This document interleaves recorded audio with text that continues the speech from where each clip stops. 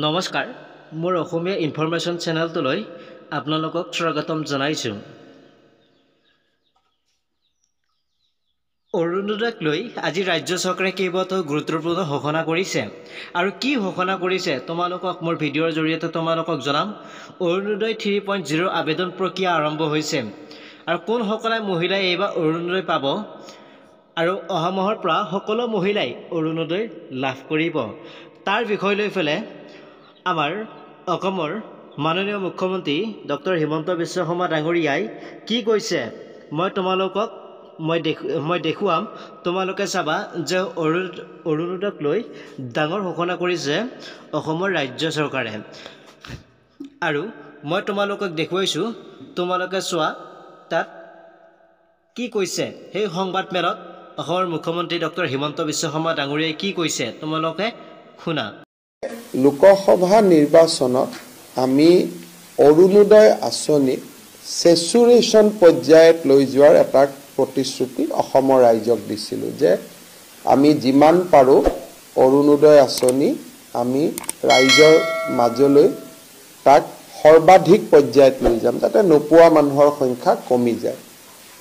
তেনেকুৱা কৰিব হ'লে কিমান মানুহক এই আঁচনিৰ অধীনত আনিব লাগিব, কিমান টকা ব্যয় কৰিব লাগিব, এই গোটেই দিশটো চিন্তা কৰি আমাক এমাহৰ ভিতৰত এখন প্ৰতিবেদন দিবলৈ বিত্তমন্ত্ৰী অজন্তা নেওগ, আমাৰ মন্ত্ৰী ৰণোজ পেগু, মন্ত্ৰী বিমল বৰা, মন্ত্ৰী কেশৱ মহন্ত আৰু মন্ত্ৰী ৰঞ্জিত দাসৰ নেতৃত্বত আমি এখন কেবিনেট সাব কমিটি গঠন কৰি দিছোঁ।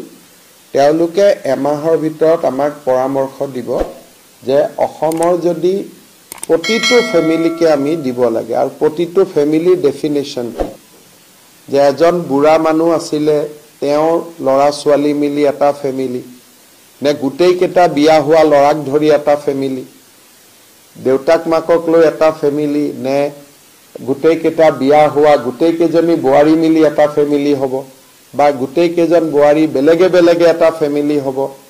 ফেমিলি ডেফিনেশ্যন আৰু আমি কিমান দূৰলৈকে আমাৰ ৰাজ্যৰ বিত্তীয় অৱস্থাই পাৰিব, এটাতো সকলোৰে এটা লিমিটো থাকিব, এটা আঁচনিতে গোটেই টকা দিবও নোৱাৰে। গতিকে এই গোটেই আঁচনিখনৰ ওপৰত আমি এমাহৰ ভিতৰত পৰামৰ্শ দিবৰ কাৰণে আমি আজি কেবিনেট উপ সমিতিখন গঠন কৰি দিছোঁ।